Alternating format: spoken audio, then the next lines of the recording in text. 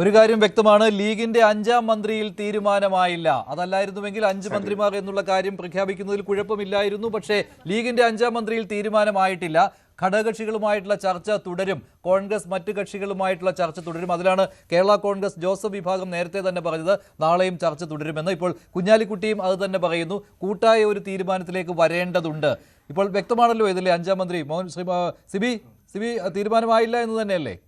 അതെ, തീരുമാനമായില്ല എന്നാണ് അവരുടെ ശരീരഭാഷ തെളിയിക്കുന്നത്. ചർച്ച തുടരും എന്ന് തന്നെ കൃത്യമായി പറയുന്നുണ്ട്. അല്ല, നിലവിൽ 4 ഉള്ളൂ എന്നുള്ള സന്ദേശം ലീഗിന് കിട്ടിയിട്ടുണ്ടെന്ന് തോന്നുന്നു അല്ലേ? പിന്നെ ഒരു ഭരണഘടനാ പദവി കൂടി നൽകും.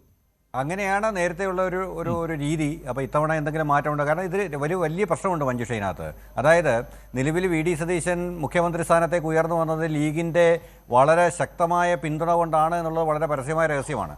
അപ്പം ഇത് എല്ലാവർക്കും അറിയുകയും ചെയ്യും. അപ്പം ഇതിൻ്റെ ഏറ്റവും വലിയ കുഴപ്പം എന്ന് പറയുന്നത് 5ാം മന്ത്രി സ്ഥാനത്തേക്ക് ശ്രീ വി ഡി സതീശൻ കോംപ്രമൈസ് ചെയ്യുകയാണെങ്കിൽ അത് തുടക്കം മുതൽ തന്നെ ലീഗിൻ്റെ എല്ലാ സമ്മർദ്ദ തന്ത്രങ്ങൾക്കും വി ഡി സതീശൻ വഴങ്ങുന്നു എന്ന് പറയുന്ന ഒരു പ്രതീതി സൃഷ്ടിക്കും. അത് നിലവിൽ തുടക്കത്തിൽ തന്നെ കല്ലുകടിയാവുകയും ശ്രീ വി ഡി സതീശനെ സംബന്ധിച്ചിടത്തോളം ഇനി മുന്നോട്ടുള്ള പാതയിൽ ഒരു വലിയ പ്രതിസന്ധി തീർക്കുകയും ചെയ്യും. എന്ന് മാത്രവുമല്ല, ഇതിനകത്ത് ഏറ്റവും കൂടുതൽ സ്ട്രൈക്ക് റേറ്റുള്ള പാർട്ടി എന്ന് പറയുന്നത് ജോസഫ് ഗ്രൂപ്പാണ്.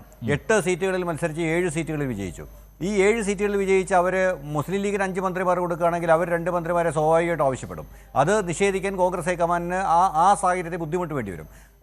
അങ്ങനൊരു സാഹചര്യം ഉണ്ടാവുകയാണെങ്കിലുള്ള പ്രശ്നം എന്ന് വെച്ച് കഴിഞ്ഞാൽ അവസാനം ഇവർക്കെല്ലാം വീതം വെച്ച് കഴിയുമ്പോൾ കോൺഗ്രസിന് ആവശ്യാനുസരണം മന്ത്രിമാരെ കിട്ടാത്തൊരവസ്ഥ വരും.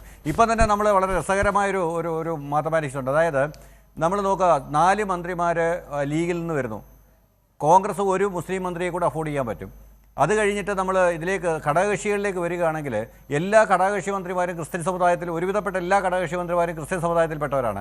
ഉദാഹരണമായിട്ട് Mani C Kappan, Anoop Jacob, Joseph group, RSP, CP John, ഇവരെല്ലാം ക്രിസ്ത്യൻ സമുദായത്തിൽ വരുന്നവരാണ്. അപ്പോൾ 5 പേര് ഓൾറെഡി ക്രിസ്ത്യൻ സമുദായത്തിൽ നിന്ന് വന്നു കഴിഞ്ഞു. ഇനി കോൺഗ്രസിനകത്ത് തന്നെ സണ്ണി ജോസഫിൻ്റെ പേര് വരുന്നുണ്ട്, ചാണ്ടി ഉമ്മൻ്റെ പേര് സജഷനിൽ വരുന്നുണ്ട്. അപ്പോൾ ഇതാകുമ്പോഴത്തേന് ക്രിസ്ത്യൻ സമുദായങ്ങളുടെ എണ്ണം 7 ഉയരാൻ സാധ്യതയുണ്ട്. അപ്പം മുസ്ലിം ലീഗിനെ സംബന്ധിച്ചിടത്തോളം മുസ്ലിം ലീഗിൽ ഓൾറെഡി 4 മന്ത്രിമാരുണ്ട്.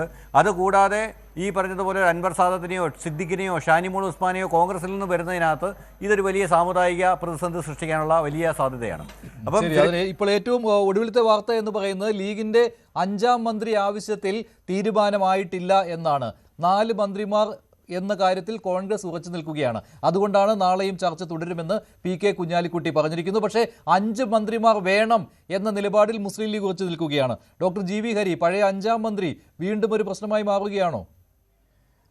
ഒരു പ്രശ്നമില്ല. ഇതൊക്കെ നിങ്ങളുടെ ഊഹാപോഹങ്ങളും അല്ലെങ്കിൽ നിങ്ങളുടെ സങ്കല്പങ്ങളും ഒക്കെയാണ്. അല്ല, ഇത്തവണ ലീഗിന് നൽകില്ല എന്നാണ് അല്ലേ ഈ കാര്യങ്ങൾ എടുത്തിട്ടില്ല എന്ന് ഇപ്പോൾ തന്നെ പറഞ്ഞല്ലോ. ഇനിയും ചർച്ചകൾ നടന്നുകൊണ്ടിരിക്കുകയല്ലേ. നിങ്ങൾക്കൊരു കാര്യം ഞാൻ ബോധ്യപ്പെടുത്താം. ഞാൻ തൽക്കാലം ഈ എല്ലാവരുടെയും ജാതിയും മതവും ഒക്കെ ഒന്ന് മാറ്റി വെച്ചിട്ട് ഇവരുടെ എല്ലാം മെറിറ്റ് എടുത്ത് നോക്കൂ. ഇപ്പോൾ വരാൻ പോകുന്ന നിങ്ങൾ തന്നെ റിപ്പോർട്ട് ചെയ്യുന്ന ആളുകളൊക്കെ തന്നെ വളരെ മെറിറ്റോറിയസ് ആയി.